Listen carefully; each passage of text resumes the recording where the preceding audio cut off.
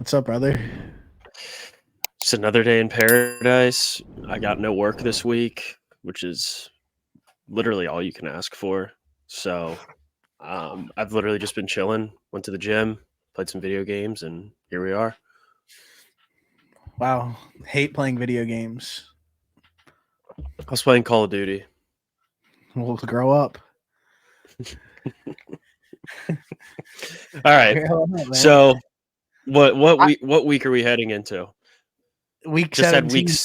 week 16 completed, 17 upon us. Well, let me just start by saying I barely watched a lick of the games I know. because I was away. But so Saturday I watched 0% of any of the games, and You then were at the Travis Scoot concert. I went to the Travis Scott concert in Boston. It was way better than the Philly one, no doubt. hmm Which I don't know Was the set why. list the same? No, Okay. he performed "Can't Say," "Maria, I'm Drunk." He performed "Fiend" 20 times. Like, bro, that place was erupting, bro. Outside of the concert, what'd you guys do? Just chilled, grab some food? We went to Because you were dinner. there from Friday until Sunday morning, Saturday evening, Sunday morning. Yeah, so I drove to where she lives, which is a little outside of Boston, and scooped her, and then we drove into Boston, hung out, got dinner at Zuma, which was cool. What'd you get? Salmon. We got Nice. shiitake mushrooms, lobster, salmon, uh, edamame. Is that how you say that? Edamame. Yeah. Sushi, some espresso martinis. That's pretty much it. Well, I mean, all of those. I'm not like a big seafood guy, but a handful of that stuff does sound good. I'll never complain about some lobster, and I love espresso martinis because I am suspect, but No, they're good. they're good. I mean, they're a top 3 drink if you ask me. Um, I did. so I did you haven't. get? Go Go ahead. ahead. Well, I haven't drank since February, so I don't feel very well. Yeah, you're a little under the weather. What were Um, you saying though? My bad. I was gonna ask you if you got so you probably got to watch actually 0 games, but did you see scores and stuff like that? Yeah, of course. I mean, real quick though, I have a funny story. It was like 2 a.m. and me and Rose were like kind of like just like up bumping some music, like because you can like connect like YouTube to It's the TV, That's what we're calling it these days. and Get it? I got it. it was Watching YouTube videos it was like really loud, like we were like bumping music loud, and in the hotel. yeah, in the hotel, and we're standing like by like the TV or something like that, like, and all you hear is like a knock on the door, and Rose goes, "No, thank you," like she like looks at me real quick and she like looks at me like shook, and then they knock on the door and she goes, "No, thank you." And she looks at me and she's like, Go over here, go over here." And I was like, "I'm just gonna answer the door real quick." So he knocks on the door again and she was like, "No, thank you, we're okay." And I was like, "I'm just gonna walk over to the door."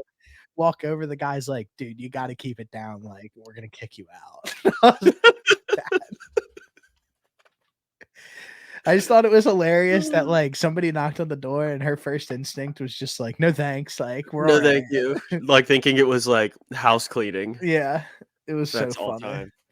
That's good. Yeah. Yeah, but then we went to the concert. The concert was absolutely crazy. Maybe I'll insert a clip right here of like of the concert or something.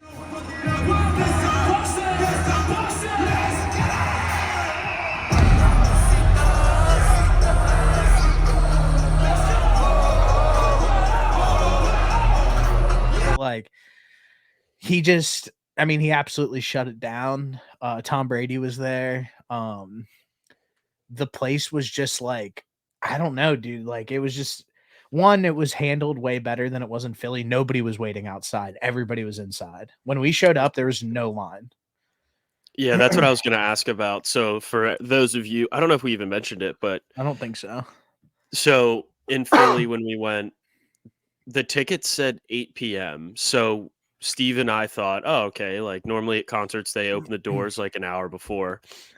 It got all the way up to like 8 o'clock, and there was still like Lines weren't budging. so many people outside. The lines were crazy. So Steve literally just led the way, and we cut like the entire line. Yeah, yeah. It was great. We just like walked all the way around the back. Um, and just cut in front of a bunch of people, like like Like a kind of thousand people. unknowingly. Yeah, Like easily, literally 1,000 people. And then it started to rain a little bit. We probably waited like 30 minutes outside, realistically. yeah, But it was poor. We got into the parking lot at like what 6:45, probably yeah. 6:30, and it was pouring down rain, and people were just soaking wet standing in line. So I'm glad that it was handled a lot better. Bro, we It Ubered there. He dropped us off right in front at the TD Garden. We got out of the Uber, walked across the street, went up an escalator, walked straight through the doors, and then like went right through security, and we were like in our seats already. That's so nice. Yeah, it was like literally like it was perfect. So TD Garden's super nice. Boston's sick. Boston is great. But the TD Garden was so cool, like so nice. Travis was just like he was like my favorite team's the Patriots, my favorite basketball team's the Celtics. Like they've been my favorite team. Which what the fuck does that mean? I thought he's from Houston. But Yeah, I was gonna say that guy's literally lying. yeah, but like he was just like all amped up. Like you could feel like the energy was just so different in there. And like it was more like a frat boy type energy in there. And he loved Mhm. it. Like it was like everyone had their shirts off. Like Oh, great. everybody in the entire place like had their shirts off. It was so fucking funny. But yeah, Travis shut it down again. I had a great time. The Fiend was like getting to see him do it like a handful of times. Like, bro, we were like, you know, when he like finished playing Goosebumps and then he just went straight into telekinesis. Mhm. He he finished Goosebumps and then the crowd like it like started to get calm and he like stood up on the stage and all you heard was like everybody in the place like being like fiend, fiend, fiend, fiend. He was like, I'm feeding for more. And just like the That's whole crazy. place just like started exploding again. And then he performed telekinesis on the way out. But yeah, I mean, he like played it like 20 times and the energy was crazy. But we can get into the slate. That's awesome. Yeah, so, I mean, I'm glad you enjoyed it. I saw that he's in New Jersey right now, I think, Mhm. for tonight's show, so that'll be fun. Um, alright, well, we can get right into it.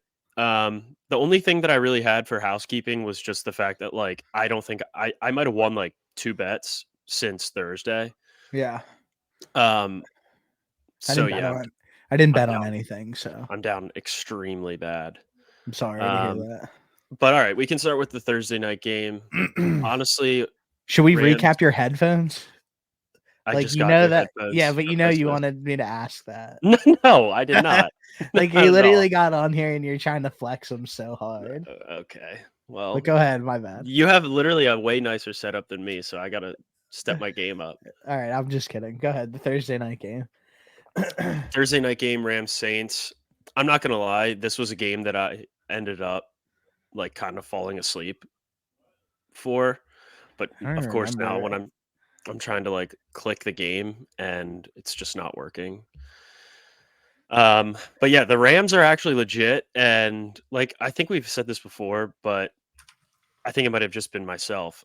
The Rams are a team that you don't want to play right now, and if that's who the Eagles end up playing in the first round, I think they're a real issue. Even if it's not the Eagles, I think they're a problem for um, pretty much anybody that they face at this point. I mean, I think we saw like last night that anybody can be beat, and it's I think it's going to be a great playoffs. But yeah, just to touch on this game a little bit, Kyron Williams again, 22 carries, 100 yards, a tutty. Puka Nakua, 9 catches, 164 yards, and a touchdown. I mean, Puka Nakua is having a phenomenal rookie season. Um, I think this is like his fourth, ASAP fifth, ASAP like Puka. 100-yard game. Yeah, ASAP Puka. The hardest Uh, hardest Twitter name ever from a random white wide receiver. Crazy. Yeah, so he's got 1, 2, 3, 4, 5. He's got 6 100-yard games, and it's just crazy what the Rams are doing. Sean McVay has had these guys locked in, and what their win total was like 3, and they have like 9 wins. And Yeah, they could finish the season with 10. I definitely felt like they were gonna be one of the worst teams in the NFL coming into the season just because I just thought Stafford's injury was, like, way worse than, like, what it was, and kind of the way that they reported on it made it feel that way, but as the season progressed, like, you can tell that it's probably not as bad as like, after the season last year, it was pretty much like, "Oh, he might retire." Yeah. Yeah, I think it was a combination of the quarterback with a spine injury, Yeah. plus the lack of weapons that they had on offense. Like, obviously, they had Cooper Cup, but he ended up missing the first few games. And realistically, I think we both think Sean McVay is a phenomenal coach, but there's only so much you can do without like that much talent. And they had two guys step up on the offensive side of the ball in Kyron Williams and Puka Nakua that nobody thought was going to happen coming into this season. Now, I can't speak that much on their defense. I just know they're super young, but they've been able to keep them in it. It really helps when you've Matt Stafford healthy and Cooper Cup healthy, and they're able to put up a good amount of points like they are. Makes it a little bit easier on the defense. But yeah, the Rams are scary, I think. Yeah, and it makes a good point for the GM where they were kinda got criticized for getting rid of all their picks, but it when you can draft talent and develop it and make it high-end talent like they're doing with Puka, Kyron Williams, and some of their D-backs, it doesn't really matter. And when you have a guy in Sean McVay that what top 5 coach probably in the NFL, top Yeah. 7. I mean, outside of if you have a quarterback and you have a good head coach, then that makes the rest of everybody else's lives so much easier from just I would say even like a worrisome standpoint, like, oh great, we don't know what we're gonna get this week with whoever's a quarterback, because we've seen so many quarterbacks rotated in throughout this season at a bunch of different other teams that if you're able to consistently have those guys there, then you stand a chance. But speaking of GMs, I believe that the Jets GM and Sala both got extensions. Yeah, I saw that. Well, they've done Um, such a good job this year. who ultimately makes the decisions for that? The owner, I mean, who's the Jets owner? Woody Allen or whatever his name Yeah, is. Woody Johnson. Yeah, Woody Johnson. Okay, so I'm pulling this article up here. New York Jets owner Woody Johnson confirmed before Sunday's game, before the Commanders game, that he will retain coach Salah and general manager Joe Douglas in 2024. You think that do you think they get extensions if um Aaron Rodgers isn't there? I don't understand how they got extensions even with Rodgers there. So I mean, I don't know. I don't get it. I don't I don't understand at all. Like, so I can't answer that question because I think that their performance this year has been so brutal that like I think that they should have probably went in a different direction. Yeah, and we sat here week in and week out and just slandered the Jets, and rightfully so. They made some very questionable coaching decisions, starting Zach Wilson, benching Zach Wilson, starting Zach Wilson again, benching Zach Wilson again. Um, that it really makes no sense that these two keep their jobs, especially after some of the really bad coaching that we've seen, even throughout the rest of the league. But I would say that them having Rodgers is probably the only reason as to why they got an extension in the first place. I can't think of anything else because they straight up did not deserve it. They didn't put they have one good wide receiver, and they just made some really questionable decisions this offseason and really questionable decisions and wasted a defense. Um, by not going out and getting a quarterback, even if it is just for the rest of this season, and it just makes no sense to me. Yeah, and defenses vary from year to year. It seems like every year, like there could be a really good defense, and then like guys get older, guys aren't as healthy, like whatever. Like so, those defenses, like I feel like you don't see like apex strength of defenses for like 5 years straight. Mhm. So I think that last year they had a really good defense, and this year they did as well. But I think at some point that defense probably will fall off of the cliff. It's so hard in the NFL to be a consistently good team year in and year out, especially when you're not putting the proper guys in the coaching positions. It's honestly amazing that their defense has still been this good the last 2 years. Um, but I wanted to touch on the game a little bit. So the Jets ended up winning 30-28. Um, I was following this game, and I want to say it was 28-7 with like 10 minutes left in the third quarter. Um, the Commanders benched Sam Howell, which I wanted to talk about after I go through this, but they benched Sam Howell and Jacoby Brissett comes in and I mean was so close to bringing him all the way back. Yeah, Jets won on a last second field goal, but I mean Jacoby Brissett did all that you can do as a in that spot. So good for him. But I wanted to talk about Sam Howell a little bit just because I'm I'm not really sold on if he's the guy there. And I wanted to see if your thoughts have changed on that at all, because we've kind of been like a little bit like, we think he might be the guy, but I'm not really sure. yeah, I feel like he's not terrible, but I feel like that if you have a top 3 pick in this draft and like somebody else more, that you should probably just take him.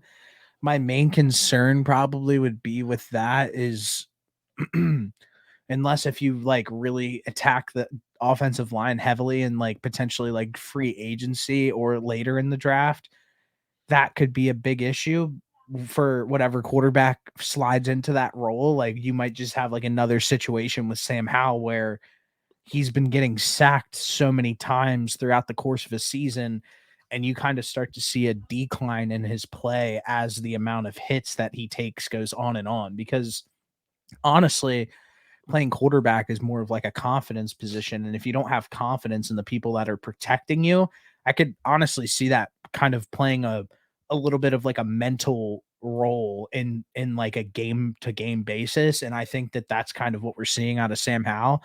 I think he's decent. I don't know if he's like the quote unquote guy, but I don't think that this roster, like, one, they gave up halfway through the season on defense. They traded away their 2 best defensive players. So they pretty much like all agreed upon like, hey, we're done doing this. Um, Riverboat Ron's a terrible coach. Eric Bieniemy, who everybody always wonders why he doesn't have a head coaching job, like he doesn't seem like that great of a coach. So I just think there's a lot of factors that play into this, but I do think you're right. New ownership, um, get new coaching in there. You have a top 3 to 5 pick. If there's a quarterback that you really like, draft that quarterback and be happy with it. Yeah, I think he's more so like a bridge guy. I think or if you had or a go really ahead. good backup. Go ahead That though. yeah, Yeah. I agree with you. Like he could be a bridge guy until you find your franchise guy, and then you just slot him into the backup quarterback position, because Yeah, why he's a not? gunslinger, and that's like I wouldn't hate that out of a backup quarterback, because he can still go out there and throw some touchdowns and whatnot. But like you're definitely going to get at least an interception out of him. But we're seeing that with Joe Flacco right now, and he's come in and just slinging it around. He's like, "Hey, listen, just trust me on this." And I think that that's kind of the the role that Sam Howell would be. Um, now, I don't. We talked about this last week, but that the rest of that team is just so bad on defense that you almost have to prioritize that in the draft. Um, like I think you can hold on to Sam Howell at least until his rookie deal's up, but you look at him right now and you're like, this is not a guy that I want to give $40 million a year to. No, and I think that there needs to be, like, from, like, an ownership perspective, you need to be okay with the guy walking away and going and trying to get something else. At least that's what I think. Like, during the offseason last year, the Giants should have looked at Daniel Jones and been like, "Hey, we're not gonna pay you that, but if you wanna go out and try to find somebody that does pay you that, no hard feelings at all, and be okay with that." I just think that, like, the constant fear that all of these, like, GMs and teams live in with, like, not having the quarterback position, like, I think that they should be okay with letting somebody walk who, like, isn't that great and have another team make a mistake rather than them financially. I mean, we've been seeing it all over the NFL this year that you can get decent enough quarterback play if the rest of your team is correct, um, in like a backup quarterback or like a lesser value quarterback. I mean, the Commanders are in no spot though to go out there and we've said they need to make their defense right first, and then they could worry about spending money on that quarterback position. But I think for now they probably end up keeping him just because they don't have to pay him quite yet, um, and they can start to focus on starting to like rebuild that defense and rebuild the trenches for them because realistically, if you can't stop anybody on defense, then you're not gonna win football games. For sure. Um, I touched on Joe Flacco a little bit.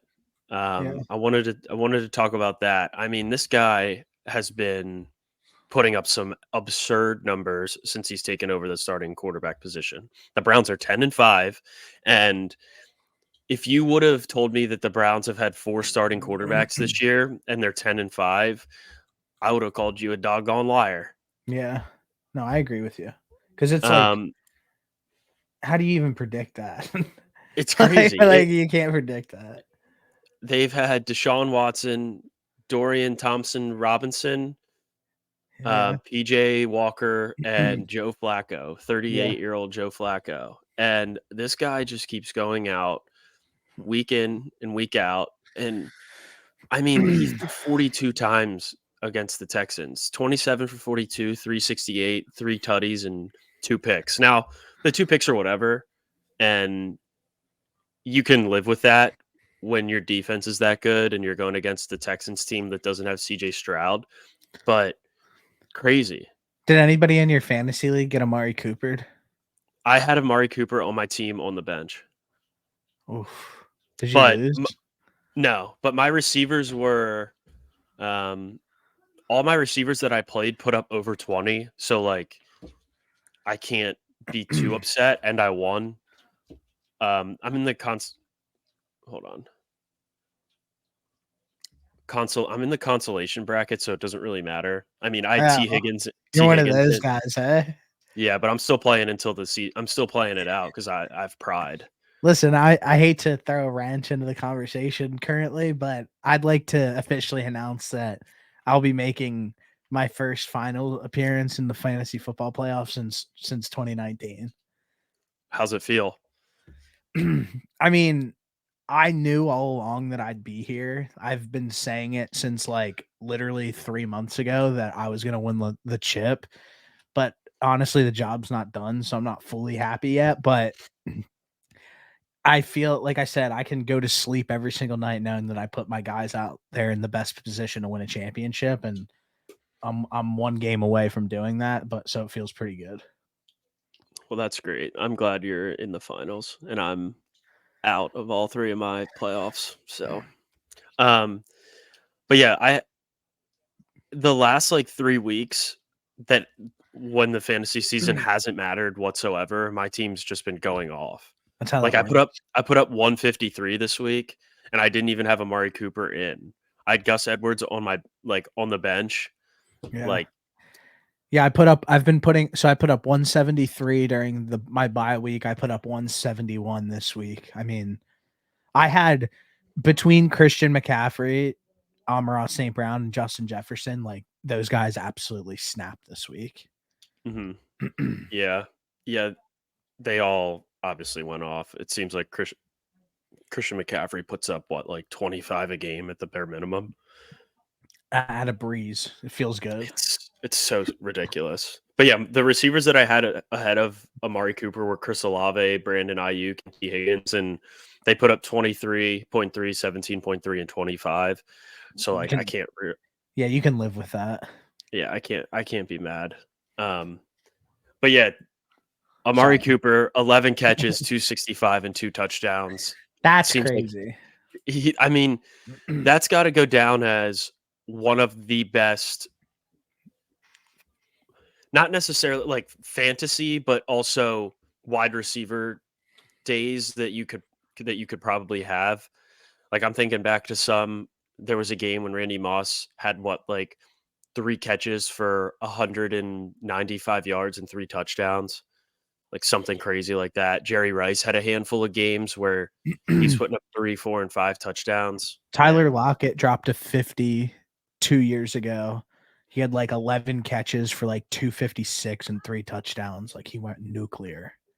crazy. It's absolutely wild. But yeah, it looks like, didn't you have the Browns to win the division? Yeah. Yeah, so I mean, as of now, you're sitting pretty on that 10-5. It's close. I mean, when I originally did those like Oh preseason shit, never rankings, mind. The Ravens, they yeah, won't win it. that's what I was about to say. When I was like originally doing that, I was sitting there being like, I don't know who I want if it's either the Browns or the Ravens, and I ultimately led with the Browns just because I was like, oh, like you know what, like maybe Shadon Watson like figures it out a little bit more. But I mean, he's not even playing, and they're still right there. But I mean, yeah, that's pretty good. Somebody this weekend asked me what I thought the Browns do if they make a long run. I think it was my uncle. He was like, what do you think the Browns do?" I was like, "There's no way that they can move on from Deshaun Watson. They have so much all guaranteed money tied up in him.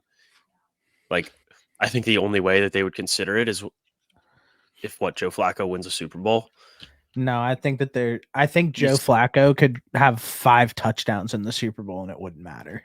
Yeah. Yeah, even that, something ridiculous would have to be it would have to be something ridiculous happening to Deshaun Watson, I think. Yeah, I don't think like I mean, unless if like 22 more allegations come out against Deshaun Watson, like I think he's probably sitting pretty right now.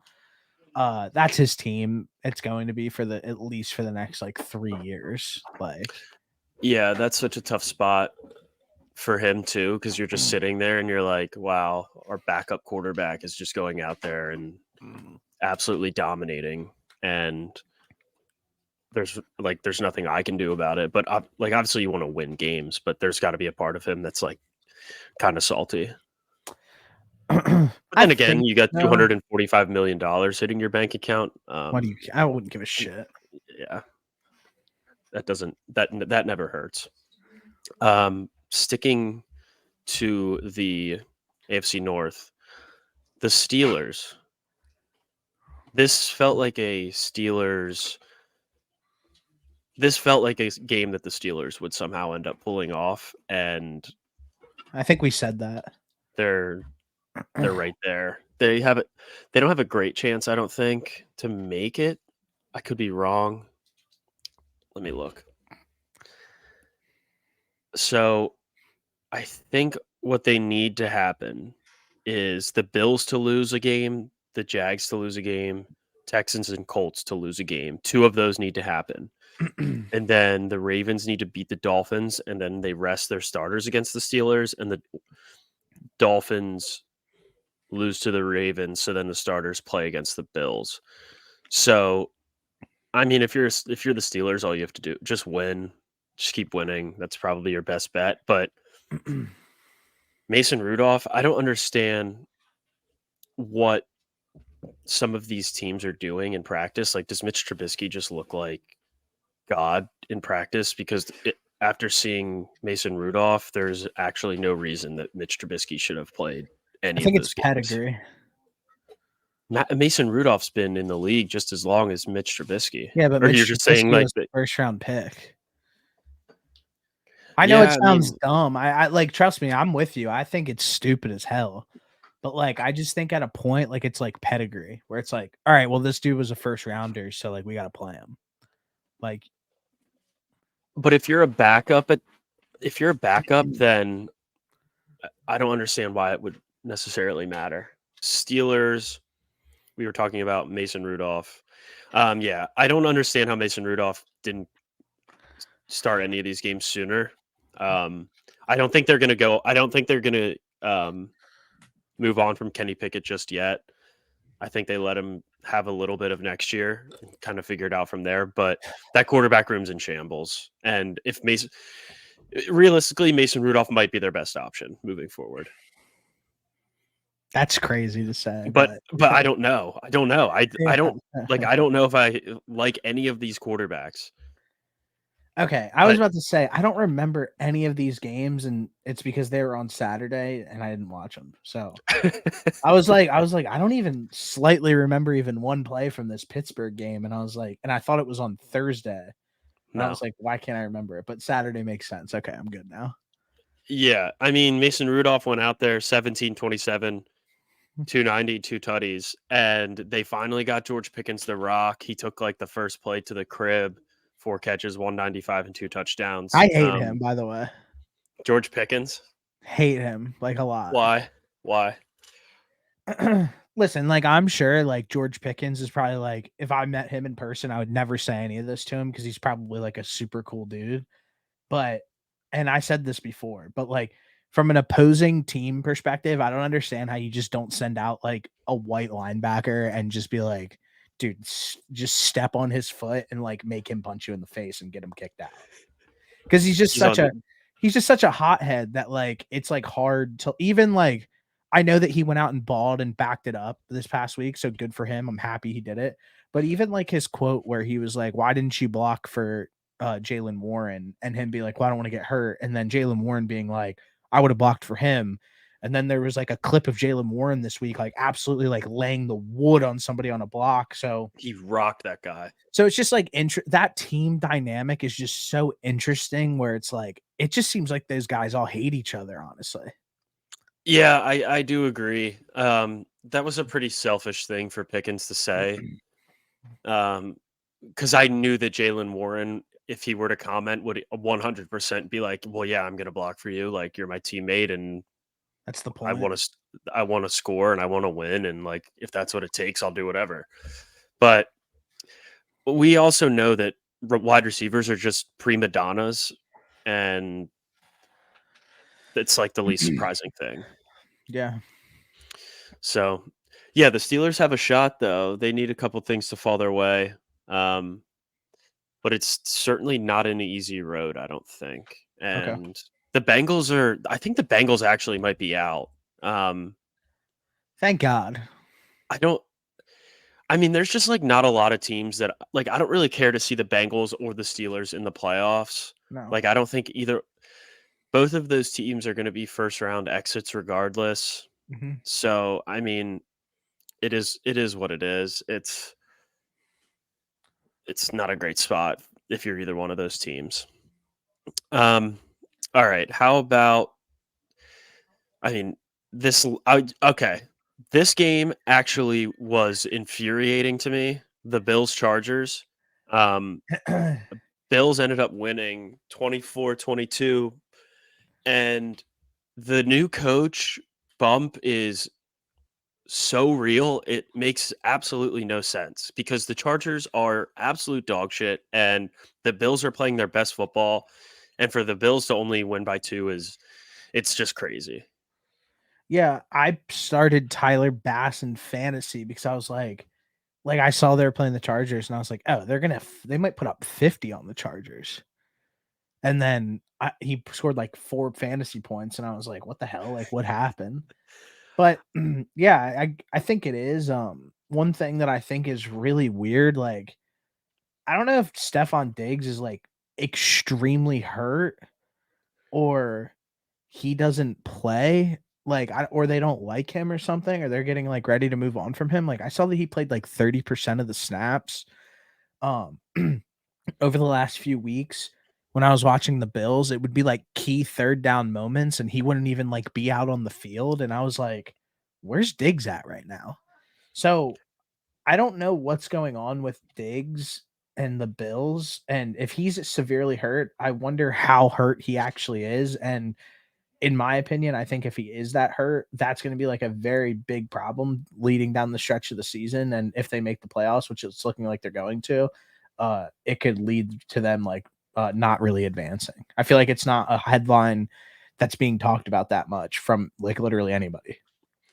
Yeah, I think you're right. I think that unless you have Stephon Diggs on your fantasy team, that you're not really taking notice as to what's happening right now. Um, I mean, since Joe Brady took over, they have run the ball a lot more, but even then, Diggs sitting out like a handful of plays, like on key spots, like you mentioned, is still really weird. Um, his last few games have just not been great.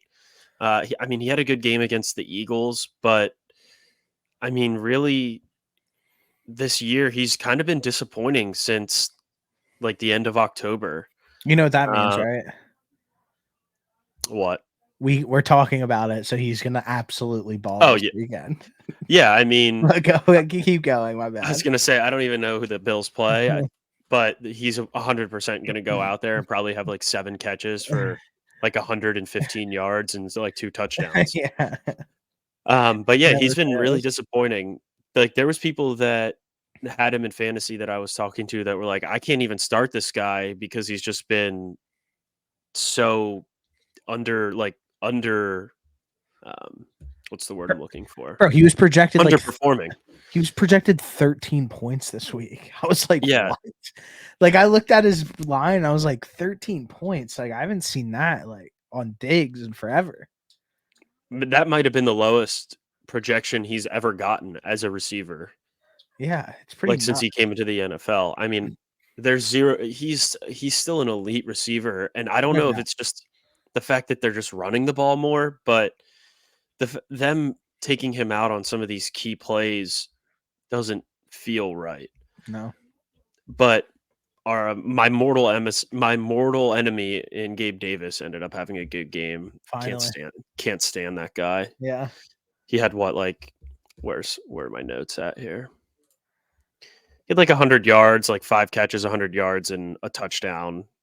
I mean, that guy's 130 yards. Sorry, that guy's just not good. It just makes no sense. No, but yeah, the new coaching bump is real. Even though they lost, the Chargers actually had a shot at winning this game. Um, Good for them, I guess. But yeah, what I don't know what you do moving forward if you're the Chargers with this Austin Eckler situation because he's just been abysmal since he He's came done after back. this year. Is this his He's last? He on was on a yeah, 1 year deal. yeah. Yeah, He, they're like, re-upped on that, like, one-year contract because he didn't wanna be, like, quote, unquote, "franchise tag" for a little bit more money, kinda like what Saquon did, and yeah. then, like, that's pretty much it, but, yeah, he's off the books next year, he's not gonna come back, I'm assuming.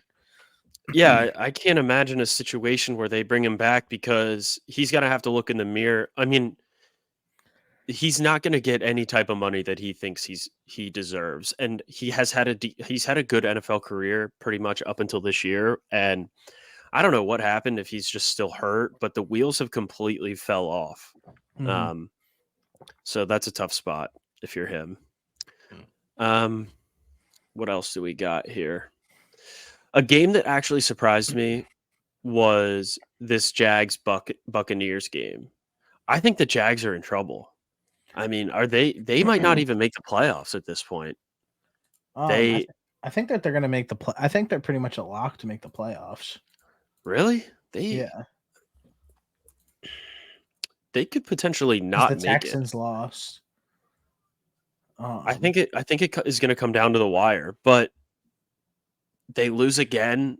yeah, it They comes have a down to week losing 18. yeah, they have a losing record in the United States. They're UK's team. So let's take the Jags and just put them over in London and they might be the best team in the NFL. That'd be cool. What do you think about oh, They play the Panthers and then the Titans to round out the season. So 2 Oh, very winnable games, but I don't know. Something looks really off with them. Trevor Lawrence just did not look great against the Bucks. He hasn't really looked great. I I don't know if did he's watch still this game, by the way. I don't know if he still has some concussion issues or what, but Remember a few weeks ago when I said Trevor Lawrence is going to be like the new Brett Favre and he's going to play through like every single injury, like no matter what? Dude, yeah. I think he's so banged up right now. And I think that there's multiple things that play into their gameplay as well, where their O line hasn't really been healthy like the entire season. Like they've been in and out their left tackle the whole year. Um, Christian Kirk obviously goes down. That's a big loss. He loses Zay Jones. Like now that wide receiving core is like extremely pedestrian.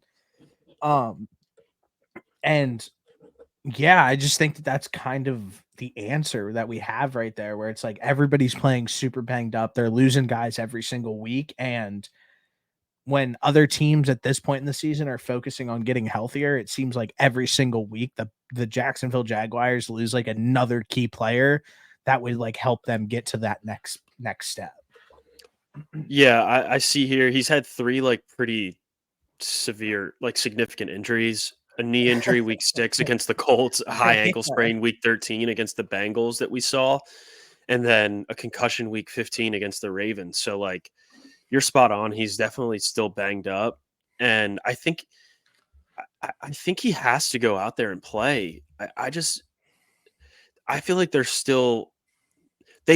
gonna win these last 2 games, I think, but I think they're still fighting for like a for sure playoff spot. Oh, no doubt. No doubt. So there's that.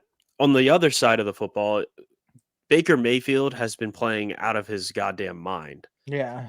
Good the for him. last couple weeks. 26 for 35, 283, 2 tutties. And I mean, we just continue to see Mike Evans with another great year. I mean, is there anybody I mean, he's easily one of the most consistent wide receivers I think in the NFL since he's been in there. He's a guaranteed lock for 1,000 yards every year. Um, I think a, he's a few touchdowns away from like breaking the his own single season record. I think, um, Cool. but he's got 13 on the season, 1,163 yards. I mean, the connection between him and Baker Mayfield has been phenomenal these last few weeks, and they've looked really good. Um, I still think that NFC South might come down to the wire because for some reason the Falcons decided to play some offense this last week, which they certainly have struggled with all year. But I think that even the Saints too. The Saints are still in there too, right? Yeah. Yeah, so it's gonna be a battle for that final spot. Um, but touching on the Falcons, I can't. This was a game that really, really surprised me. They're another team that just has had ups and downs all year with quarterback. Start Desmond Ritter, sit Desmond Ritter. Start Taylor Heineke, sit Taylor Heineke. Ritter, and now back to Heineke. And I mean, props to Heineke. He had a pretty good game. Falcons came out and won. Now the Colts actually have 0 wide receivers since Michael Pittman got hurt. But I mean, for them to put up 29 points was really surprising to me. But yeah, Yeah, I remember last week you said I'm gonna start pushing the Jameer Gibbs is better than Bijan Robinson yeah, he heard me. narrative. I don't know if he heard you. Like I said, like I said right after you said that, I was like, it just sucks they don't use them. Like like that's what I was like. Yeah, it sucks they don't use them. Even this week, he had 12 carries. That's it. Yeah, But 12 yeah, I'm carries looking at it now. I thought he had a for better game. for 72 yards, and then he had 7 receptions for 50 yards. So like why isn't this I just don't I guess I'm just not really understanding why this guy isn't getting a lot more of a workload.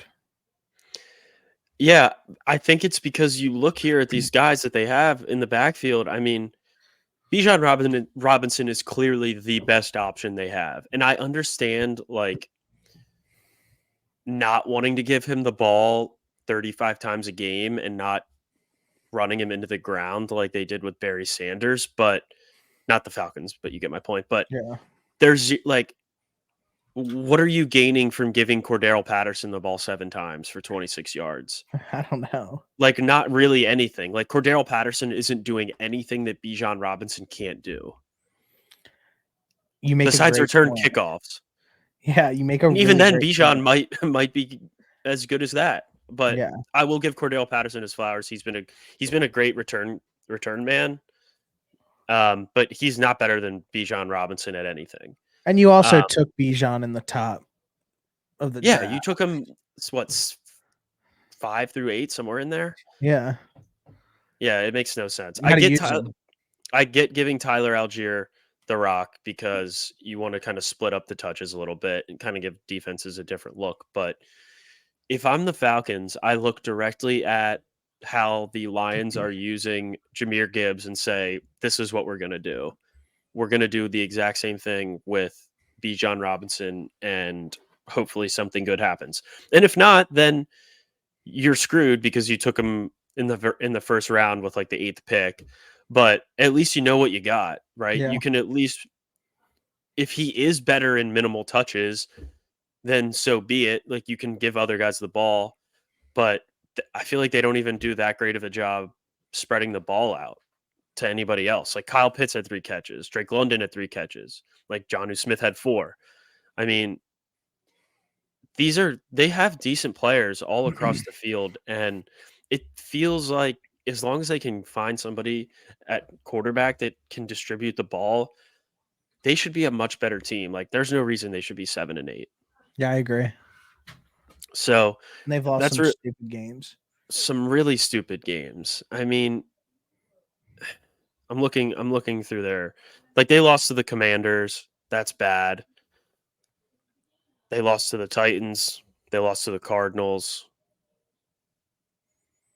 Barely beat the Jets. I mean, it's I don't know. And then again, after you see a game like last night when Lamar Jackson goes out there and pretty much solidifies himself for the MVP, and all these teams were so quick to be like, no, we don't want Lamar Jackson. We don't want Lamar Jackson. You got to be out of your out of your mind to not want a guy like that. And that's something we've been saying all year. So I You won't harp said on it too Lamar much. Jackson solidifies himself as what? The MVP. I just think that I just don't think he's the MVP this year. But that's just I me. think he's going to win it. I think he's going to end up winning it. I think I just don't see how it's not between Christian McCaffrey and Dak. As of this morning, Lamar Jackson was like minus 160. Yeah, I saw that. I know that. I'm just saying, how is it not Christian McCaffrey or Dak? Because Lamar Jackson is the best player on probably the best team, would be my assumption. I think Christian McCaffrey is the best player on the best team. Well, I think we saw last night that the Ravens were the better team that night. Yeah, The Ravens smacked them. They smacked them. And they were fully healthy too. Yeah, I mean, over the game, they weren't fully healthy, but I as we talked about, as soon as Trent Williams goes down, the Bengals, That game was over before Trent Williams got hurt. The 49ers offensive line pretty much got completely decimated throughout the course of that game. So as soon as that happened, you kind of felt okay, they had no chance, and then they actually got back into it. And they got back into it. I mean, I know the score doesn't really say that, but Sam Darnold threw in the red zone. In the red zone, he just choked so bad. I didn't understand why they just didn't hand it off to Christian McCaffrey 3 times and have him score a touchdown. But yeah, I mean, that's kind of what I think. I mean, Dak just has better completion percentage, more yards, more touchdowns, less to touchdown interception ratio, the whole 9. So I don't know. And I don't look at some of the Cowboys losses as bad as some of the Ravens worst losses on the season. The Steelers loss is definitely bad, but the Cowboys also lost to the Cardinals, which is really bad. Yeah. And the Ravens, It's just weird, but that's kind of why I'm going off of like who's most valuable. And I know that that's like really not the point of the award. And I think that the most valuable player in the league is probably CMC. And I'm not just saying that because I sent that ticket to you earlier and I want to win it. I like genuinely think that. Like it's just kind of he's just the most important player on the 49ers. Wasn't there a time when the Niners had all those injuries? Wasn't it just Debo and Ayuk that were hurt, but they did have CMC and Trent Yeah, they Williams? no Trent Williams was out, Debo was out. Um, it was just Ayuk and CMC pretty much. I think that's probably your answer right there. Like they lost games with McCaffrey. I And think and I'm just Christian like playing McCaffrey. devil's advocate No, he here. was I mean, also Christian hurt. McCaffrey. He left in the middle of the Browns game, and Yes, he did. he was banged up the next week. He still played, but he was out for one of those games, like literally almost the entire game. So I'm just saying right now that if this award has ever had an opportunity to not give it to a quarterback, I think it would be this year. And I Right. think that out of all the quarterbacks that deserve it, like I just think it's Dak. Like I know that like this award is so week to week, and by week 18, like somebody like Pock Birdie was literally minus 260 last night, and now he's like 19-1. So Yeah, it could change. It can certainly change, but like at I this think point, if you like Brock Purdy, like Brock Purdy has better stats than all of them. Fucking re up at him on 19-1 and hope that they win their last two games, and he's probably going to win the MVP. I think I think the only way that Lamar doesn't win is if the Ravens lose one of their last two games. Which I don't know who they play. They've got they've got the Dolphins and the Steelers, and I mean they could easily lose those two games. I think they end up going at the very worst 1-1, but I I would have a hard time unless he just shits the bed these last 2 weeks and one of those two wins is like 10-7, then I don't see a scenario where Lamar doesn't win because he beat the Ravens beat the Niners head to head and Lamar was clearly the best player on the field. And then Dak Prescott can't win a game on the road, and he's been significantly worse whenever they play on the road. And I think that's just a knock on him. I think that that's going to be taken against him when the voting comes to play. The Ravens have the best record in the NFL. If they win their division, they get the number 1 seed. Lamar Jackson played the whole year, was healthy, had balled out, and he might not have had the best stats compared to some of these other guys, but normally what happens is it's the quarterback of the best team. But he's also has the best like their defense really showed up last night. Like No doubt. I look at like what happened last night during that game. It was like holy shit, like the 49ers defense, like I mean not the 49ers defense. The Ravens defense like just absolutely cleaned up and balled and like made plays for them, forced turnovers, 4 interceptions. Like I don't know. I just think that like I didn't take away from that game being like Lamar and Lamar played a great game. I'm not saying that he wasn't the best player on the field or anything like that. I watched that game last night and was like, okay, like when the Ravens defense is clicking, they're super scary and they're going to be able to win these games because they can run the ball very well. And if they're able to force turnovers like this, the opposing team might be like low key fucked. Yeah, I think as a whole, the Ravens are very, very scary. But if you look at the Cowboys too, like they have a great defense. The Niners have a really good defense, and it's a very tough argument if you're saying, okay, most valuable player. You take Dak Prescott, you take Lamar Jackson, and you take Christian McCaffrey off of all those teams. Who's going to be the worst team? I don't think it's going to be the Niners, but that's just because of the nature of the position. So I I also think it's think a that, tough argument. I think CMC ends up undoubtedly winning the offensive player of the year. I think you told me he was I like would minus even be 2,000. he's like -200. I said that about Jalen Carter. Um, Oh, yeah, yeah, yeah. he, if like, honestly, like, if Tyreek Hill didn't miss last week, I would be sitting here saying, like, Tyreek Hill should win it. Like, Agreed, honestly. I would be right there So with that's you, why but he that's kind of did, so, why I like like that's why I moved over to, like, the Christian McCaffrey narrative where it's like, okay, like, he's absolutely balling. He's having an all-time season for a running back. He's, like, clearly the best player on the 49ers, I think so. And, like, even if Tyreek Hill didn't sit out and did what he was supposed to do, like, with the 2K yards, I'd be sitting here being like, "Oh, Tyreek Hill is, like, way better than all these people for MVP at this point," but he did sit out, so yeah. Yeah, I mean, I think it would be really tough to argue against somebody putting up 2,000 yards in a season as a receiver. Um, I mean, how many touchdowns does CMC have? I'm Because right looking up now I'm looking up his season stats. Christian McCaffrey's got 1,395 yards. He's got 14 touchdowns. Just rushing. Just rushing. Okay, so he has 63 receptions, 537 yards, and another 7 touchdowns. So he's up to 21 touchdowns. That's Yeah. crazy. So he has 21 touchdowns, and what's that all-purpose yards? What was it? Like I'm just gonna go for 1,395. It was like almost 2,000 all purpose. I'm just gonna go for easy time's sake. 1,400 plus.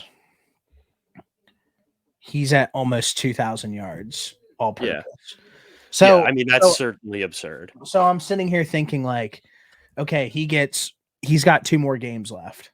Can he score 4 more touchdowns and way surpass 2,000 yards? And is that a better season than everybody else?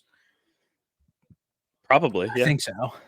Yeah, But I mean, there's certainly an argument for that because he's week in and week out putting up crazy numbers, and to have say he finishes with 2,500 all-purpose yards and how many touchdowns did he have? Like 20 he'll have say he finishes with 25 total. yeah. That's fucking crazy. Yeah, that's Um, balling. but it's unfortunate that the award is just it's just a quarterback award. Yeah. And CMC will win offensive player of the year, but it's gotten to the point where the most valuable player award is just the quarterback on the best team. Okay, that's fair.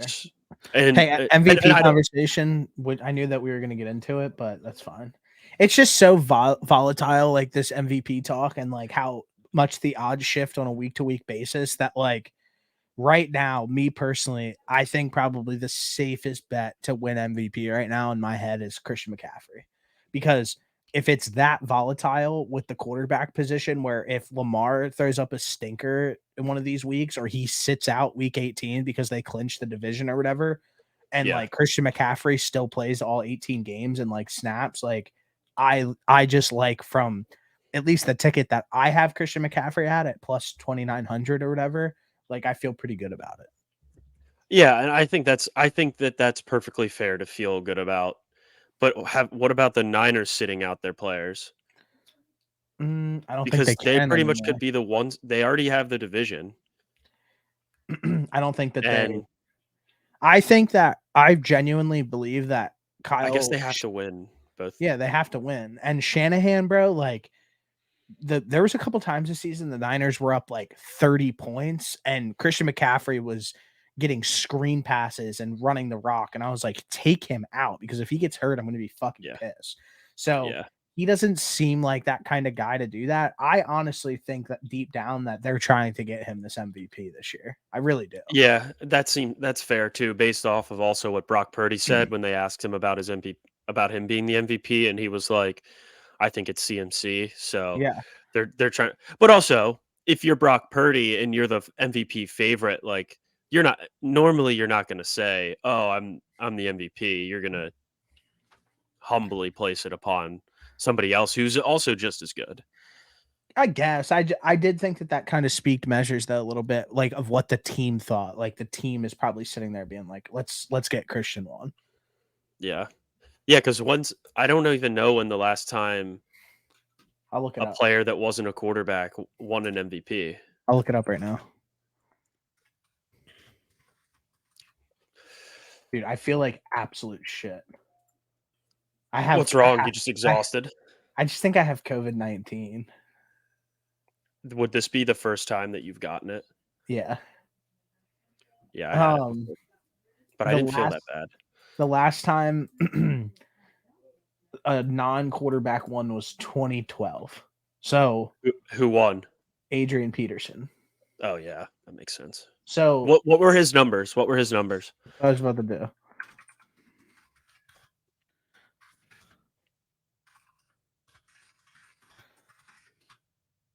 great podcasting here.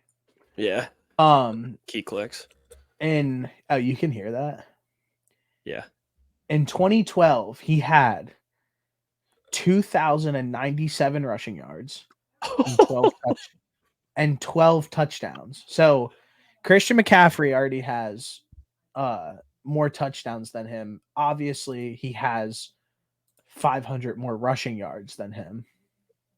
From a receiving perspective, 2012 2,900 rushing yards.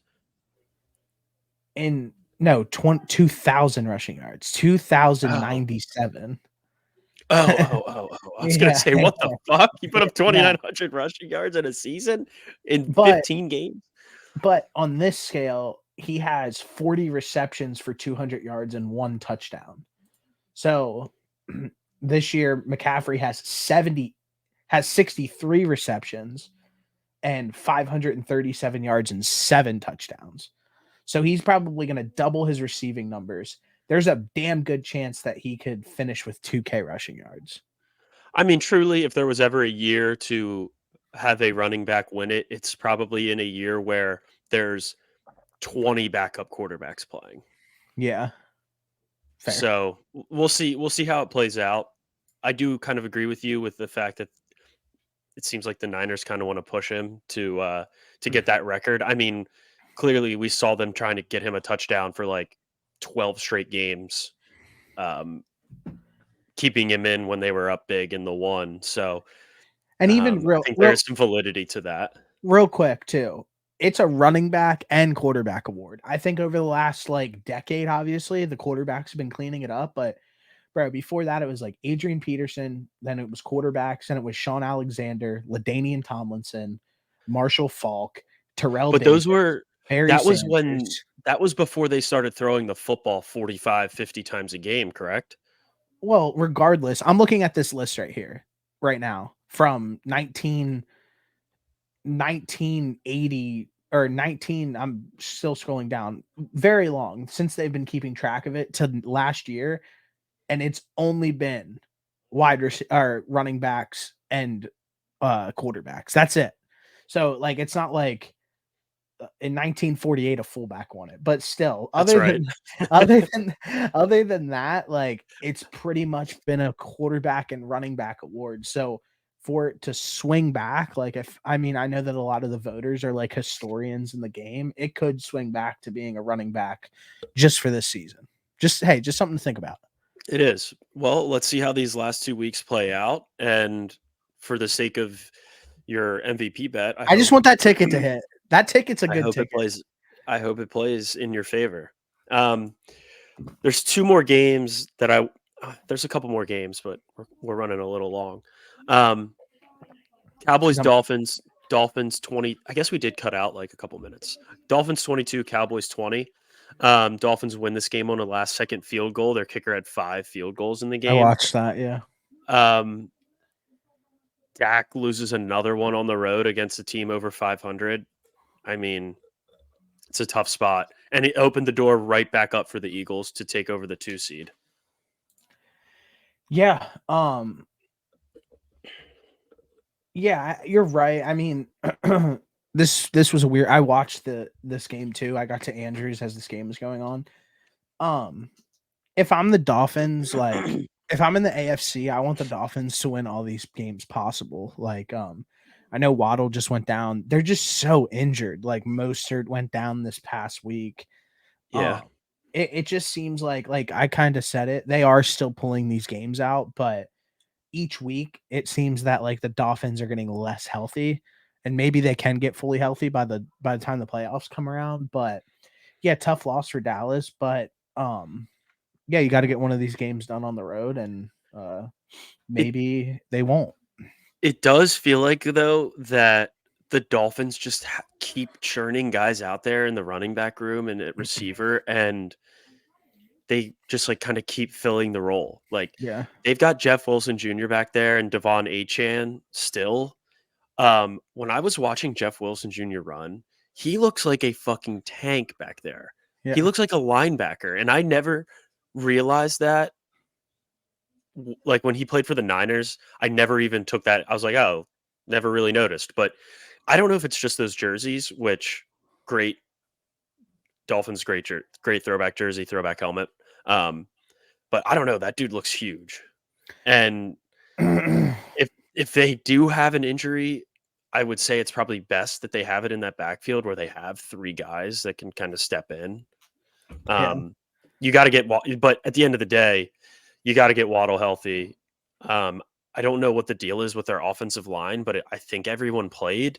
They had everybody sit out for a Practice practice, which was kinda wild. Um, but that was a win that the Dolphins needed. needed.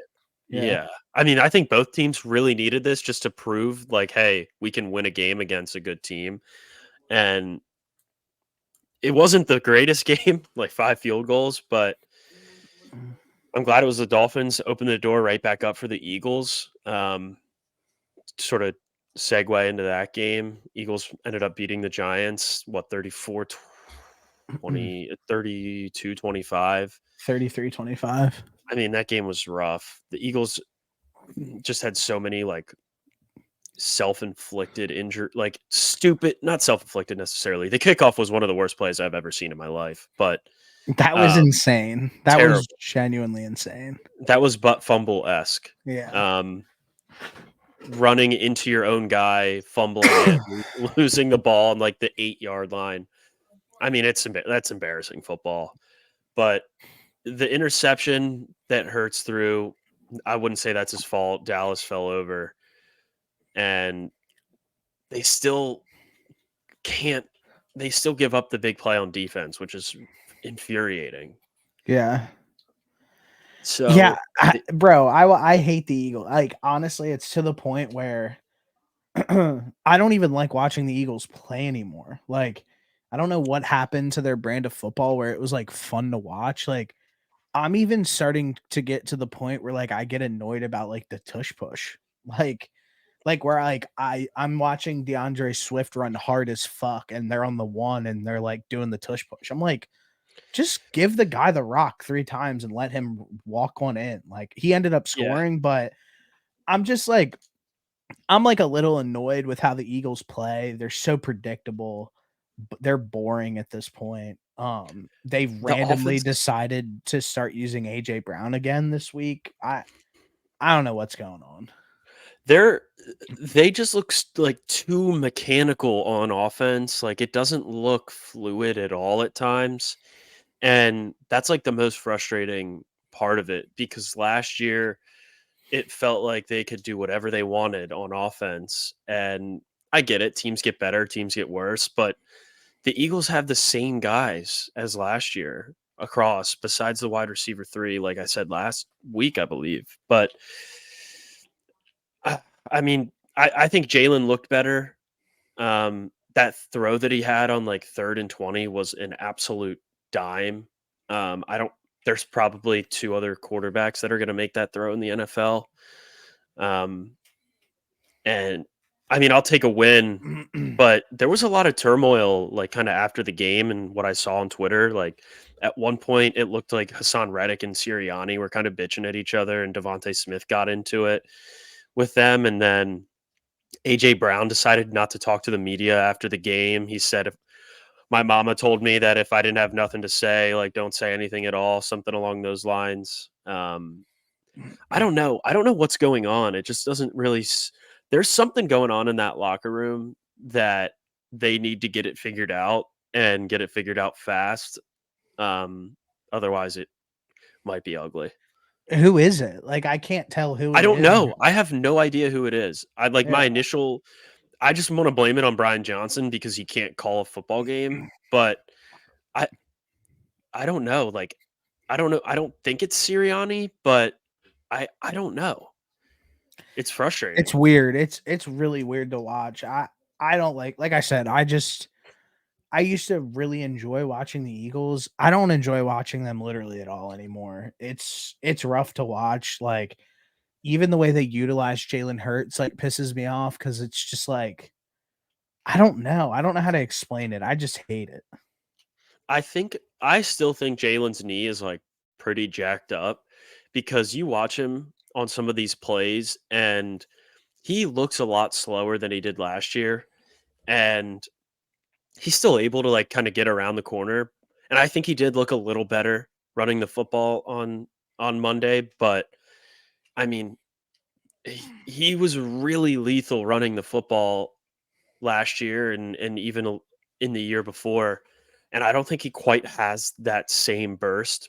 And like I said, I think it's because of his knee, but it's kind of frustrating watching like Lamar Jackson just go out there and do whatever he wants with his legs and to have Jalen not be fully healthy because I know he's not going to be just as electric, but he's definitely up there. Mhm. Um, but we'll see. A- as long as he's back there, I feel like they have a chance to win. So they got 2 weeks. They got to figure it out. They can't drop one of these games. And with Dallas losing, they're right back in the like they're in the driver's seat even more. They could get a 2 seed in the NFC. So we'll see. But they got to start playing better, and it's got to get fixed fast. I agree completely. All right, last game. Your least favorite team in the NFL, and mine at this point too, the Chiefs and the Raiders. This game was actually hilarious. Uh, Mahomes with it, like a obviously horrible pick six to what is it, Jack Jones, Yeah. and then Best play of the weekend. I mean, and Jack Jones just eyeball like stink eyed ran by him, which was sick. And then they tried to get so fancy the one play and snap the ball like a direct snap to Pacheco or Hilaire, I can't remember who it was, and have Mahomes come across as if he was taking it, and they fumbled it, scoop and score. The Chiefs are just bad, I think, Yeah. and we've been saying that like all year. Yeah. Yeah, I mean, I'm definitely gonna take a victory lap on this one because I hate them, but it felt good seeing Jack Jones be like, "Yeah, like, you take away the tricks or whatever, or you stop the magician," or something along Yeah, that those was a lines, bar. That was a bar. and then literally, like, he throws a pick six where it looked like I just don't even know what it looked like. It looked like Mahomes just, like, didn't care and just, like, threw the ball, and Hmm. then he ran it back, eyed him down, was talking shit, faked the giving the ball to the kid and took it back, like, Yeah. all time. Like, that was one of my favorite plays of the season, like, dog move. Um, that was the second touchdown on defense. The first Hmm. one was, um, something that I never really understand when I'm watching the Chiefs is, like, you have which I think everybody collectively agrees, like, is the most talented quarterback to, like, ever play the position of in the NFL, quote unquote, having probably the best 6-year stretch run of a first 6-year quarterback like ever. Um, why take it out of his hands in high leverage situations where you can make plays happen? I'm one thing that I think that isn't talked about enough. Everybody loves to sit around and talk about how the wide receivers are the biggest issue for the 49 for the Chiefs, excuse me. Their offensive line play at this point in the season, Johnson, absolute miss. He sucks. He got hurt, and they have a rookie in there playing tackle for them during week 18 who literally looked lost. The other tackle position, I think, was a rookie as well. Their offensive line play and the players that they chose to reinvest in the offensive line have been absolutely terrible. And um another thing that I want to say, and I said it last week as well, was everybody sits around and just talks about how bad the supporting cast is, blah blah blah, whatever. This is the same supporting cast that they had last year, damn near. I said it already. Rasheed Rice is probably the biggest upgrade that they got in that receiving room from last year. I think he's better than every single receiver in that room last year. And there is one key X factor on that offensive skill group that just doesn't play football anymore, and that's Travis Kelsey. He looks absolutely terrible. He doesn't look like he can run. My dad was watching the game yesterday and said, "Does Travis Kelsey look fat?" Like no, I'm serious. My dad, like, it was like a wide shot of him like standing there with his like hands on his hips. And my dad was like, he was like, Travis Kelsey like kind of looks fat. And I was just like, dude, I don't know what happened with him, but if this is the Kelsey's last year, I'm extremely disappointed with whatever effort that he's giving to this Chiefs team because I think no blame is getting put on him, and I think people should be absolutely attacking Travis Kelsey because he looks like an absolute shell of himself this year. And I I know think I said a lot, so you can go ahead of what you want. okay, so I think you're right with Travis Kelsey. I feel like not enough blame is being put on him. We kind of saw him have like his a, a moment similar to Odell, like when Odell took his helmet off and chucked it on the sideline Yeah. years back when he was on the Giants, and then we saw Travis Kelsey do it. I look, did he chuck it into the stands?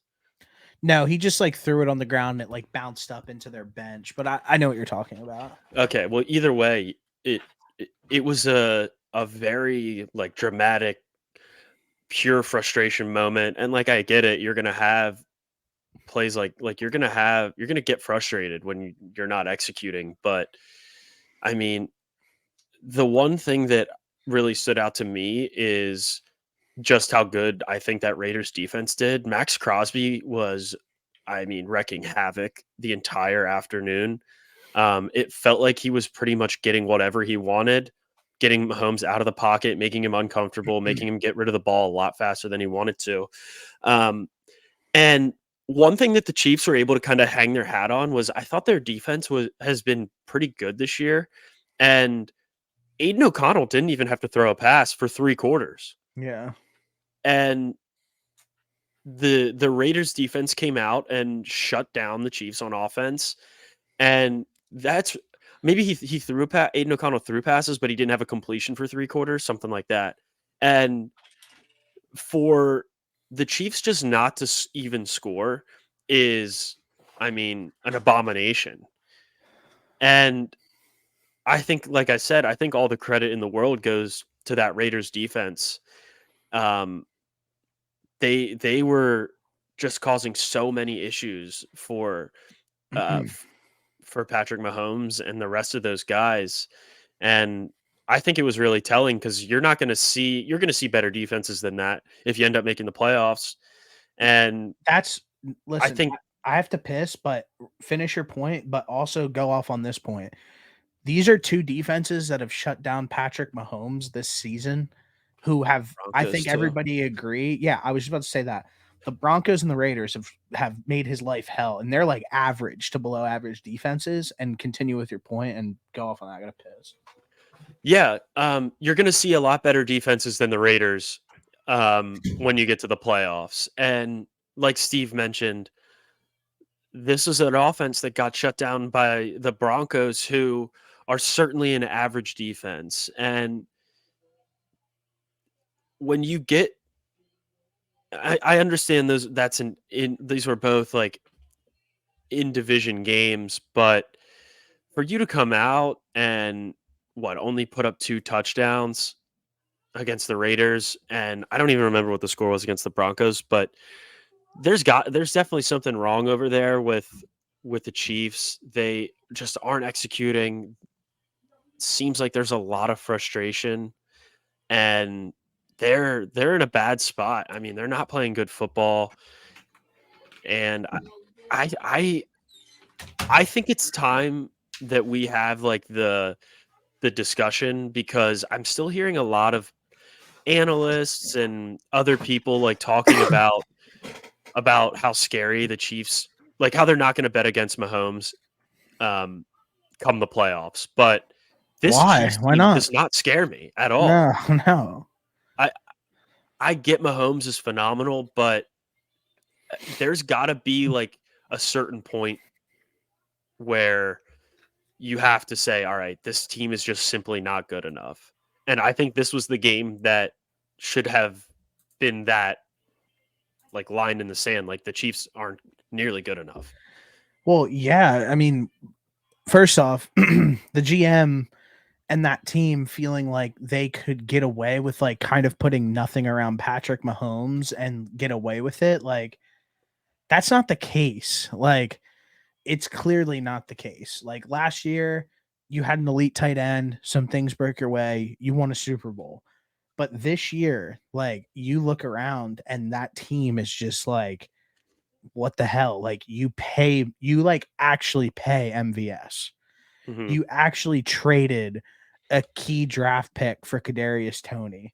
You took Rasheed Rice. You pay Travis Kelsey. You traded back for Mecole Hardman, who's been a no-show. He got hurt the second he got back. Like, you guys missed on and like whatever. They went and they won a Super Bowl, so they probably like didn't miss, but like this team is definitely not good enough. And Mahomes and like that entire Chiefs staff, like I think have become like literally the most unlikable team in football. I don't understand how anybody can watch the Chiefs on a week to week basis and slightly like them. All they do is cry, complain. The media like literally like puts them up on a pedestal like 24/7. And even like there were like videos of Mahomes like bitching during the game, be like, call the fucking play, dude. Like stuff like Yeah. that. And then like him crying on the sideline. It's just like what is going on? Like, like the Chiefs just I don't know, dude. I hate that team. Yeah. And we've been saying this for what, like a handful of weeks now that Yeah. we're not sold on this team. And I I I, I don't know who that first round matchup is going to be, but I, I wouldn't feel great about it if I was a Chiefs fan. No, I mean they don't win. That's like No. one thing that like, bro, if they don't have like an absurd call go their way late that like everybody like is on notice about, that would be like, what the hell just happened? They just got a pass interference call on that. Like that's such bullshit. Or it be like questionable. Like they don't win football games. Yeah. Like Yeah. that's like pretty much what it comes down to. Like if they aren't gifted a game by the refs, they can't win this year. That's pretty much that's what I think at least. Yeah. I mean, I'm right there with you. They're in for a rude awakening, I think, this first playoff game. But we'll have to wait and see who they end up playing. I don't know exactly who that'll be. Um, but with that said, let's get to week 17. Listen, I'm just gonna apologize to everybody. Next week I'll be back. I'm hurting right now, like so bad. So I have this tweet pulled up from Adam Schefter, kind of going through all the week 17 playoff scenarios. Okay, And let's hear it. what game? I mean, I'm not going to go through. I'll go through it as we go through the game because Okay. the one for the Bills is 14 possible lines. So, so uh, okay, let's do it then. Um, hold on one second. Let me so check. I'll start off with this. As of now, No, I in the got you. I was in the just I have it. AFC, Oh, you got it. Okay, my bad. I was pulling it up on my phone. I don't know why. no, I got it. So as of now, two teams have clinched playoff berths. That is the Ravens and the Dolphins. Ravens at 12-3, Dolphins at 11-4, both in. And then for the NFC, we got Lions won the division. Shout out the Lions, first time they won it in 30 years. They were hyped. Um, Good for them. very hype. Good for them is right. Niners won their division. Eagles and Cowboys both have playoff berths. So Okay. First game, what do you got for me? New York Jets versus the Cleveland Browns on Thursday night. I mean, in a perfect world, I think the Browns win this game, but I mean, you just kind of never know. On a Thursday night, uh, I think that the Browns win, but seven's a lot of points. Yeah, I I think the Browns win this game too. Right now, Cleveland gets into the playoffs if they win. Yeah, So I think that's a big incentive for them. Winning, you're in. Cap off an 11-win season, and I mean that's phenomenal for them. So no, you're I, right. I like the Browns in this one. They know what they have to do. Win The one seven game, probably you're makes a in. lot of sense. Yeah, yeah. I Next, think I kind of like you the take. I was gonna say take Joe Flacco to throw for like 275 at the very minimum. I was about to say, I think the over, I kind of like the over in this. I don't know why. What's the line? I can't see it. 35 and a half. I mean, truly, I don't. I think that would have to be Like, can the Browns put up 28 29-30. points, and can the Browns put up 10, or the Jets? I don't know. I think it could Maybe be close. Next game, Detroit Lions versus Dallas. 6 points is a shit ton. Oh my god. both Um, these teams are already in. I mean, I feel like Dallas 6 points is desperately a needs lot, this. right? Yeah, that's 6 points for the Lions or 6 points for the Cowboys. Lions are +6. You think they're sitting players since they already won the division? Why? No, bro. This is, bro. You don't sit players Not in two this game. weeks I can out. see that. 2 weeks Yeah. out, like, and it's against, bro. You need to play the best teams. Like, you're playing the best team in the, like, one of the best teams in the NFL. Whether how you feel about the Cowboys or not, like, I know it changes on a week to week basis, but there was a point in time where everybody thought the Cowboys were the best team in the NFL. Like, the Lions, who have been questioned with if they can beat those top teams, like, this is an important game for them.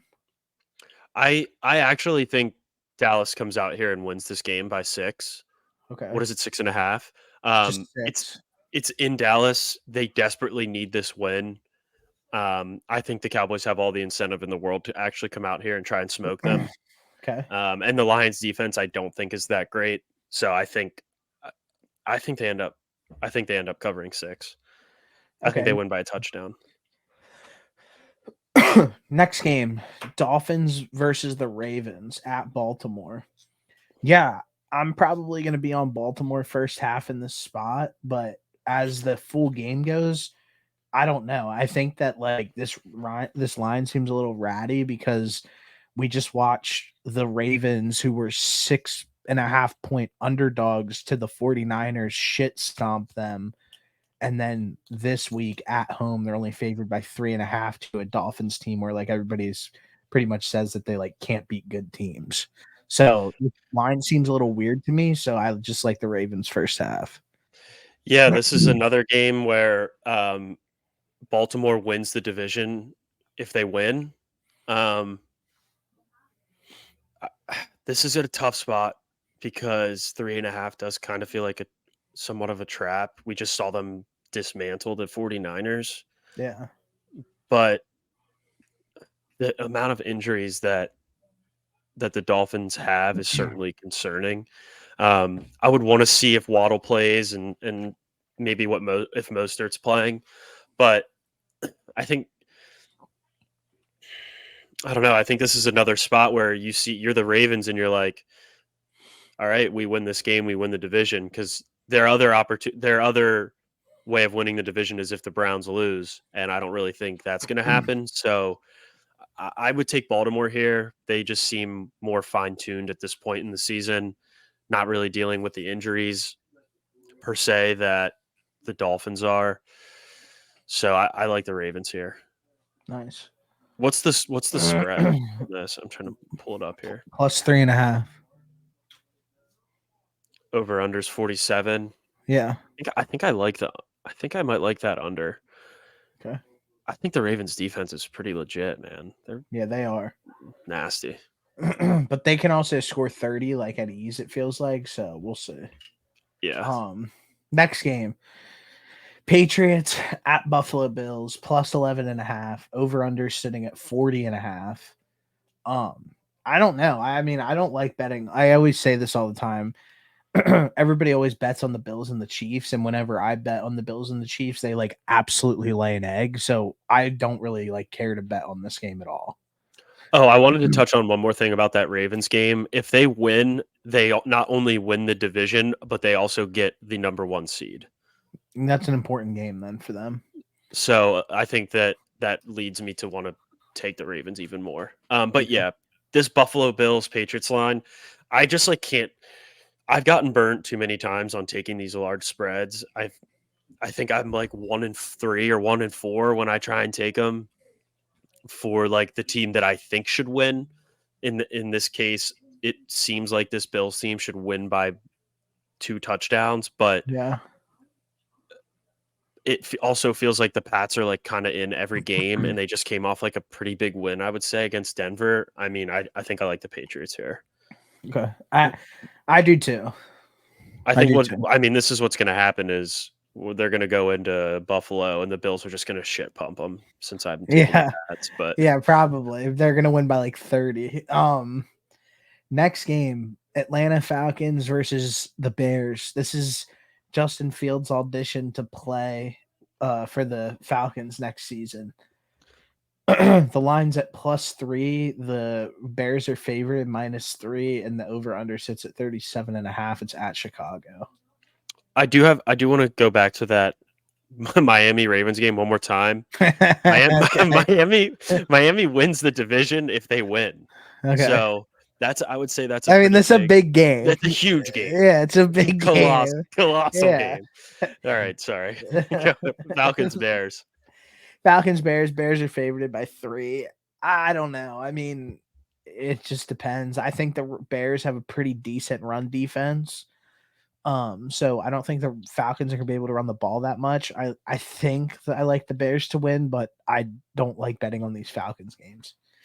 I do too. I feel like I'm always on the wrong side of a Falcons bet. I mean, I've bet against them. I've bet on them a few times this year, and it feels like I lose every single time. I have bet on the Bears a couple times, and they have not steered me wrong. So I'm going to stick to what I know. I like the Bears here. I, I mean, I think this was the first week that the Falcons weren't in like a 4-point game this year. So Yeah. I like I'm just going to take the Bears straight up. Hell yeah. Next game. Titans at Houston. Texans are favored by -3.5. The over/under sits at 42.5. I don't know what I feel about this game, but the Titans see. I don't know what they did this past week. I think they lost on the last second, and then I feel like every game's close, so I think this 3.5 is probably fine. Maybe if you're a complete psychopath, you just take Titans plus 3.5 and hope that they just lose by 3 and you have the hook. Yeah, I think CJ Stroud's going to be back. The Titans ended up losing to the Seahawks this last week Oh by yeah, 3. last second, yeah. Yeah, Yeah. see, if you're a Yeah. psychopath, like Yeah. I mean, this is another game that I would probably stay away from, but it feels like every time I take CJ Stroud, he's led me to the promised land. So if he's playing, I'm taking him. But if you're somebody that isn't really confident in if CJ Stroud's going to play or not, I think you take the Texans here. I think Will Levis is probably going to play. I think he just had a little ankle injury last week, but I think he's going to be all right this week. So, I mean, dude, fuck Will Levis. the Titans, the Titans are just a team that I haven't been able to get a good read on this entire season. So Yeah, because they're dog shit. but then they'll like pop up and win like a random game. Yeah, I know. I know. It's so stupid. Like against the Dolphins. I hate them. Yeah, I'm taking the Texans. Next CJ game. Stroud. Stroud Next game. boys. Raiders. Raiders versus the Colts. My initial read on this game. First off, Colts are favored by 3. My initial read on this game is the Raiders just played their Super Bowl last week. That was like their biggest game of the year. They wanted to beat Mahomes in Kansas City. That's what they wanted. They did it. Big emotional win. Indianapolis Colts got fucking waffle stomped on national television and they're still in the hunt. So I think that I like them to come out and win this game. They got waffle stomped. That's pure comedy. I like the Raiders +3 here. Um, I think their defense actually I might they were okay. And if the Colts don't have Michael Pittman Jr., I think they're bad. but like I think that they get Jonathan Taylor back, obviously. Jonathan Taylor played this week. All right, dude. We'll get off your moral high ground. I They had get to double check that because I was like, why the hell are they getting stomped out? Why are they getting waffle stomped by the yeah. Falcons? Yeah, fair. I'm like sitting here trying to think like I think Arthur Smith made a comment last week that he was willing to die to get this thing figured out. So I don't think anybody kind of took into account that that was the Arthur Smith death game and that's why It they came was. out so dialed. So yeah, I think the Colts I just don't see like if the Colts get hot on O, like I don't see how the Raiders can keep up with them. I just can't see them getting hot if Michael Pittman doesn't play is my biggest thing. So I need Colts receiver Michael Pittman ruled out after relapse. Damn. Um What? Are you serious? concu- yeah, that's what the ESPN article says. He cleared concussion. This was before the Falcons game. He had even more symptoms before the game. So apparently this is the worst Maybe concussion he's of all time. pregnant. Yeah, he could be. Yeah, I I mean, think if the I I think wouldn't take the Stroud's Colts if he's concussion is. you think that's what it is? No, Stroud's concussion, he's been actually out for 2 weeks. Like I think he's fucked up. Yeah, that's a good point. I mean, I can't take the Colts without Michael Pittman, so I'm just gonna take the Raiders +3. Okay. The LA Rams versus the Giants. The smoking hot LA Rams. This game Um sucks. I'm almost to the point where I liked Tyrod Taylor. Hold on. I like Tyrod Taylor with this Giants team, and I think that the Rams are so due to lose, and I think the Giants win this game outright. So for the Rams to clinch a playoff berth, they need to win, and then they need a Seattle loss or a Green Bay Minnesota tie. So I'm gonna Could be electric. imagine if they tied. Yeah. Um, I besides one play, it really didn't feel like that Giants offense was anything special against the Eagles. Um, and the Eagles kind of did whatever the Eagles kind of moved the ball pretty well against the Giants minus that interception. Um, I like the Rams here. I just don't think the Giants. What are the Giants playing for? They just need a worse. They're at this point they are just trying to get a worse Pride. draft pick. So Pride. I'm they don't have any pride. Tommy DeVito like ruined their chances of a draft pick when they went on that 3-game winning streak. So it's not even about that anymore. It ain't even about the Jurley. I don't know. I don't like this game. I part of me thinks the under might be the play here, Yeah, I'm with you. but I don't know. The under and the I think Giants money line. it's just a tough spot because I see like the Rams and they're like they need to win to clinch a playoff spot. They have to win, and Yeah. that feels like even more of an incentive to go out there and kind of beat the brakes off of somebody. Okay, Niners and Commanders. Yeah, I mean, what the hell are you supposed to do with this game? Literally nothing. Yeah. I mean, just the Niners. I would take them. I think that I wonder what they could probably have like 12 sacks in this game and not be surprised at all. but they do. If they win and the Eagles lose and the Lions lose, they get a number 1 seed. So this is a game where I don't see them losing. Um, Again, another 13.5 point spread. I feel like if there is a team that wouldn't let me down, it would be the Niners, especially with a really bad O line of the Commanders and a really bad defense. So this could be a waffle stomping game. Yeah, waffle stomp watch. Yeah, waffle stomp watch for this one. Next game, Panthers at Jacksonville. I just look at this and think 7's too many points, and that the Panthers could probably cover this. Yeah, so in order to clinch a playoff berth and the AFC division title, Jags need a win, a Colts loss, and a Houston loss. Okay. Um, I I think the Panthers have been like playing a little frisky, so I think I'm right there with you. And the Jags have just looked so discombobulated the last couple weeks, so I like the Panthers here too. I might buy a couple points, um, but this also feels like a game where I would take the Jags -7, and they just absolutely come out and dominate. But I'm gonna ride with the Panthers.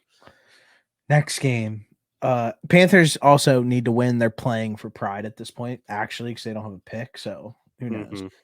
Next game, Cardinals at Eagles at 1:00. Yeah, I like the Cardinals to win outright in this game, and I also like the over. I like the over as well. I don't think the Cardinals win outright, but 10.5 is, I mean, a I mean, great the number. Eagles And just almost lost outright to the fucking Giants. yeah, I know, but I still think they win. I think 10.5 is. I think that number How many 1 might o'clock at games are there? The fuck? 10 or 12. There's like Uh, 12. All right, go ahead. Sorry. Crazy. No, I think the Cardinals. I think the Cardinals cover here. I think 10.5 is way too many points for the Eagles at this point. I like that. I do want to say here the Eagles clinched the division title with a win plus a Dallas loss or tie, or if the Eagles tie and Dallas loses. Nice. Rooting for a tie. Yeah, I want some ties to happen this week. Next game for all the marbles, Saints versus Bucks. I think the Bucks are smoking hot, and I Mhm. think they're bound to lose. So I hate the Saints, but I could see the Saints winning this game. I'm going the opposite here. Bucks win and they clinch a playoff spot and the NFC South division title. I think Baker stays hot. I I hate just got Derek chills Carr. when you said that. What? And you said that they're gonna get the division title. Yeah, it's crazy to say. But yeah, I like the Bucks to carry on this heater. They see what they need to do. Win and you're in. Um, I'm sticking with Baker. Love it. Next game, Steelers versus Seahawks at Seattle. Line -3.5. Yeah, I think that this is kind of a get right game for Seattle. They've been kind of putting it together over the last few weeks, and even if it's in the last few minutes and it's been a sweat, they've still been getting it done. So I kind of actually like the Seahawks to come out and like handle business versus the Steelers at home. Unfortunately, I like the Steelers here. Um, I think Mason Rudolph looked really good. Um, I don't know this. I'm just the Seahawks just don't like scare me. So and if Mason Rudolph comes out and plays like he did last week, and that defense shows up, which I think the Steelers defense will, um, I think they end up winning this game outright. So I'm taking the Steelers here, but Seattle does clinch a playoff spot if they win, and Green Bay and Minnesota tie. So Nice. Seahawks do have that to play for, but I think this game's going to be a battle. Next game, Bengals at Chiefs. This was a way better game 2 months ago. Chiefs by 7. I don't think the Chiefs should be favored by a touchdown over anybody in the NFL. But the Bengals kind of crashed back down to earth last week. Yeah, this is probably a stay away for me. I just think the Chiefs are shambles right now. Yeah, I would probably stay away from this too. If anything, I would probably put this in a teaser somewhere along the lines with some of these other ones. I like the Bengals. Um, I've just seen the Chiefs week in and week out like not look great, and Yeah. I don't understand how you could be a 7 point favorite against anybody. How they could be a 7 point favorite against anybody at this point. Um, I think the Bengals kind of bounce back. I think the Steelers' defense is better than the Chiefs, and I mean, I think I like the Bengals here a lot. The Chiefs do clinch the division with a win or a tie, so they do have that to play for. Yeah. But I hope the Bengals can kind of come in here and play spoiler. Next game, LA Chargers at Broncos. Another game that isn't as hype on paper as it could have been. I like the Broncos to win 5.5 slot, but I think that the Broncos win. And uh, I don't think Keenan, like, I think Keenan's done for the year. Like, they're I just think like, so too. yeah, The Chargers just, I mean, they got the new coach bump last week. Um, how long does that new coach bump last? I don't know, but I don't think that the product that the Chargers are consistently putting out on the field at this point, especially with all the injuries they have, is even worth putting a dollar on. So I'm right there with you. I would take the Broncos too. I think Mr. Unlimited comes out and kind of balls. yeah. I had a Mr. danger witch for one. Unlimited. How was that? Um, Maybe that's why you're sick. yeah, I don't feel good at all. The next game, the Packers at Vikings. We lost him. We lost him. Packers and Vikings. Vikings are a 1.5 point favorite. I'm back. Yeah, I think this game ends in a tie. That's what I'm rooting for. I'm rooting for this game to be a tie. Um, I mean, this is probably the best game that they could have put at 8:21 on New Year's Eve because then people won't watch it. Um, Neither one of these teams moves the needle for me. Um, it almost feels like this game means absolutely nothing unless you're a Seahawks fan. Yeah. Um, so just for the sake of it, I'm riding with the Vikings. Yeah, the Um, Packers have just been super disappointing over the last few weeks. Joe Barry's defense is so bad that I think that the Vikings are going to be able to move the ball even with like the injuries with Hawkinson and Addison. They still have Justin Jefferson. They might quadruple team him, but like who knows?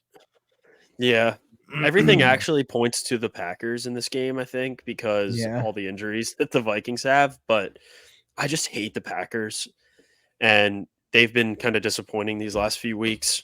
But I guess it really doesn't matter if you're rooting for a tie. Yeah, you're right.